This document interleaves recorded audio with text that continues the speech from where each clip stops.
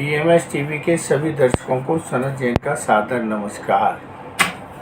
भारतीय राजनीति में रोज नए नए रूप देखने को मिल रहे हैं और अभी जो खबरें आ रही हैं कि बहुत जल्द तेलंगाना के मुख्यमंत्री रेवंत रेड्डी गिरफ्तार हो सकते हैं और यह गिरफ्तारी इस कारण से होगी कि एक गृह मंत्री अमित शाह जी का वीडियो वायरल हुआ है और उसको किसने बनाया है, कहाँ उसमें काट-छाँट की है, इसके बारे में तो अभी कोई जानकारी नहीं है। लेकिन जिन जिन लोगों ने उसे फॉरवर्ड किया है उन सभी लोगों को दिल्ली सरकार ने नोटिस जारी करके और 30 मई, 1 मई और 2 मई को दिल्ली उपस्थित होने के लिए कहा है। सभी को ये कहा गया है कि वो अपने मोबाइल फ़ोन, इलेक्ट्रॉनिक उपकरण इत्यादि सभी लेकर आएँ और सबको दिल्ली बुलाया गया है और इसके समन्स भेज दिए गए हैं। तेलंगाना के मुख्यमंत्री को भी ये समन जारी हुआ है और उन्हें उपस्थित होने के लिए कहा गया है। लोकसभा के चुनाव चल रहे हैं। पूरे चुनाव में एक जो नई बात देखने को आई है कि चुनाव के अधिसूचना जारी होने के 1-8 महीने पहले ही से ही जितने भी राजनीतिक दल थे जो इंडिया गठबंधन के उसमें शामिल थे, उन सभी के ऊपर सीबीआई, ईडी, आयकर विभाग और किसी न किसी तरीके से उन्हें घेरने के प्रयास किए गए। दिल्ली में 2014 के बाद से ही भारतीय जनता पार्टी को कड़ी चुनौतियां मिल रही थी और वह आम आदमी पार्टी का कोई मुकाबला नहीं कर पा रही थी और एक एक करके दिल्ली विधानसभा में 3 बार आम आदमी पार्टी ने विजय हासिल की। इस बार एमसीडी में भी कर ली और अब ऐसा लग रहा था कि लोकसभा चुनाव में आम आदमी पार्टी बड़ी चुनौती दे सकती है।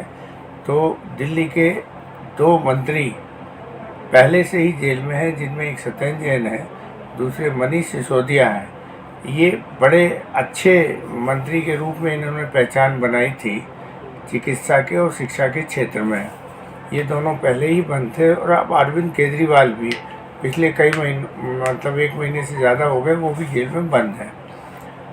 लोकसभा चुनाव के चलते हुए किसी को भी जमानत अभी तक नहीं मिली है और इसी तरीके से झारखंड के जो मुख्यमंत्री हैं उन सबके ऊपर ईडी के मामले बना के और जेल में भेजा गया है। तो ईडी का जहां मामला होता है तो जब तक ईडी सहमति नहीं देगी, केंद्रीय प्रवर्तन निदेशालय के अधिकारी जब जमानत देने के लिए राजी नहीं होंगे तब तक न्यायालय जमानत देती नहीं है। उसमें इस तरीके का प्रावधान है। तो दिल्ली में अभी जो किया और जिस तरीके से न्यायालयों में जमानतें नहीं मिल पा रही हैं और ये मसला बड़े अच्छे तरीके से चला कि इन नेताओं के जेल में होने के बाद भारतीय जनता पार्टी अपना चुनाव लड़ पा रही है। यदि ये बाहर होते तो शायद भाजपा के लिए और मुसीबतें बढ़ाते। अब दक्षिण के राज्यों में विशेष रूप से भारतीय जनता पार्टी को कड़ी चुनौती का सामना करना पड़ रहा है। तो जिस एडिटेड वीडियो के माध्यम से ये एफआईआर दिल्ली में दर्ज कराई गई है और दिल्ली पुलिस के माध्यम से पूरे सभी राज्यों में करीब 1 दर्जन से ज़्यादा राज्य हैं जहां पर कांग्रेस के नेताओं को या जो विपक्षी दलों के नेता हैं जिन्होंने वो आरक्षण वाला वीडियो, जिसको ये कहा गया है कि ये एडिटेड वीडियो है, ये अमित शाह जी ने नहीं कहा था और उनकी कुछ बातों को काट कर और उसे गलत रूप से पेश किया गया है। इसमें दिल्ली सरकार मतलब दिल्ली में एफआईआर दर्ज हुई और केंद्रीय गृह मंत्रालय चूँकि अमित शाह जी के पास है, दिल्ली पुलिस भी उनके पास है, तो अब इस मामले में दिल्ली पुलिस सारी कार्रवाई कर रही है। तेलंगाना के मुख्यमंत्री अभी हाल ही में विधानसभा चुनाव में उन्हें अप्रत्याशित जीत हासिल की है और लोकसभा चुनाव में वो तेलंगाना और आंध्र में बड़ा अच्छा कांग्रेस के लिए प्रदर्शन कर रहे हैं। वहाँ उन्हें रोकने के लिए भी एक कदम माना जा सकता है कि उन्होंने केवल फॉरवर्ड किया है और जिन्होंने भी फॉरवर्ड किया है तो फॉरवर्ड करने वालों पर ऐसी इस तरीके की कार्रवाई पहली बार हुई है, जबकि पिछले कई सालों से ऐसे एडिटेड वीडियो बहुत चल रहे हैं। हेट स्पीच के भी बहुत सारे वीडियो चल रहे हैं, लेकिन सरकार ने आज तक इस तरीके की कोई कार्रवाई नहीं की थी। दिल्ली पुलिस ने भी इस तरीके की कोई कार्रवाई नहीं की थी। सुप्रीम कोर्ट के बोलने के बाद भी ऐसी कोई कार्रवाई नहीं हुई थी। जो इस बार आरक्षण के मामले को लेकर जो अमित शाह जी का एक जो वीडियो था उसको एडिट करके और जिस तरीके से चलाया गया उसको लेकर जिन जिन लोगों ने भी फॉरवर्ड किया है, कहा जाता है इसमें हज़ारों लोगों को इस हिसाब से दिल्ली पुलिस अपने गिरफ्त में लेगी और चुनाव को प्रभावित करने की कोशिश करेगी। कुछ विधायक प्रतिनिधि या विधायक या कांग्रेस के पदाधिकारी जिन्हें शायद गुजरात से गिरफ्तार किया गया है, असम में, तेलंगाना में, आंध्रा में और अन्य राज्यों में भी इस तरीके के समन भेजे गए हैं। अब यह मामला किस तरीके से तूल पकड़ता है पता नहीं, लेकिन कल आम आदमी पार्टी के सांसद संजय सिंह ने इस मामले को लेकर बड़ी तीखी टिप्पणी दी है। संजय सिंह ने कहा है कि जिस तरह से आप कानून का दुरुपयोग कर रहे हो, आरोप लगाकर लोगों को जिस तरीके से आप फंसाना चाहते हो, तो अब इंडिया गठबंधन के वो राजनीतिक दल जिनकी राज्यों में सरकारें हैं, वो भी ऐसे ही मामलों में जो एडिटेड वीडियो राजीव गांधी के बारे में, सोनिया गांधी के बारे में या और बहुत सारे भाजपा आईटी सेल द्वारा चलाए गए हैं, इन सब के मामले में हम राज्यों में एफआईआर दर्ज कराएंगे और हम भी उस तरीके की कार्रवाई करेंगे। मतलब अब एक नए तरीके की कार्रवाई शुरू हो गई है कि अब भारतीय राजनीति पुलिस और न्यायालयों के माध्यम से चलेगी, ऐसा दिख रहा है। ये मामले भाई अभी तक जिसने वो मान लीजिए काट छाट करके वीडियो बनाया होता, और कोई भी वीडियो को वायरल होना, हज़ारों लाखों लोग उसको वायरल करते हैं। यदि उन लोगों को हम इस तरीके के कानून के दायरे में लाएंगे, उसमें जो धाराएं दिल्ली पुलिस ने लगाई हैं, उसमें दंगा फैलाने, ये करने, वो करने, इतनी घातक धाराएं लगाई गई हैं कि उनमें भी जल्दी जमानत होने वाली नहीं है। तो ये जो दिल्ली में जो किया गया है, तो केंद्र सरकार ने एक रास्ता राज्य सरकारों को भी दिखा दिया है। अब राज्य सरकारें भी डू एंड डाई की स्टेज में खड़ी हुई हैं, करो या मरो। तो अब ऐसी स्थिति में मुझे लगता है कि अभी जो तीसरे चरण का चुनाव आने वाला है और 7 चरण में चुनाव होने हैं, तो इस लोकसभा चुनाव के पूरे चरण पूरे होते होते तक भारतीय राजनीति किस दिशा में जाएगी कहना मुश्किल है। लेकिन जो आक्रामकता आ रही है सत्ता पक्ष और विपक्ष में, ये कहीं से भी बहुत अच्छी तो नहीं मानी जा सकती है।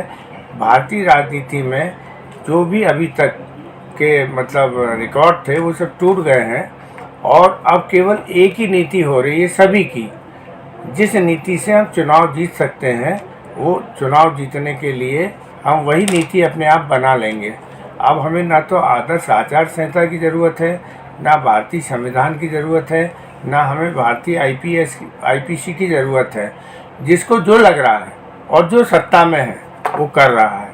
तो ये चुनाव एक हिसाब से महाभारत युद्ध की तरह भी दिखने लगा है कि जब युद्ध के दौरान योद्धाओं ने अपने अपने तरीके से युद्ध के नियम बना के और चुनाव मतलब लड़ाई लड़ी थी, ठीक वैसी चुनाव ये दिख रहा है कि जिन जिन के पास भी जो ताकत है और चुनाव जीतने के लिए हर व्यक्ति, हर राजनेता, हर राजनीतिक दल अपने अपने हिसाब से कार्रवाई कर रहा है।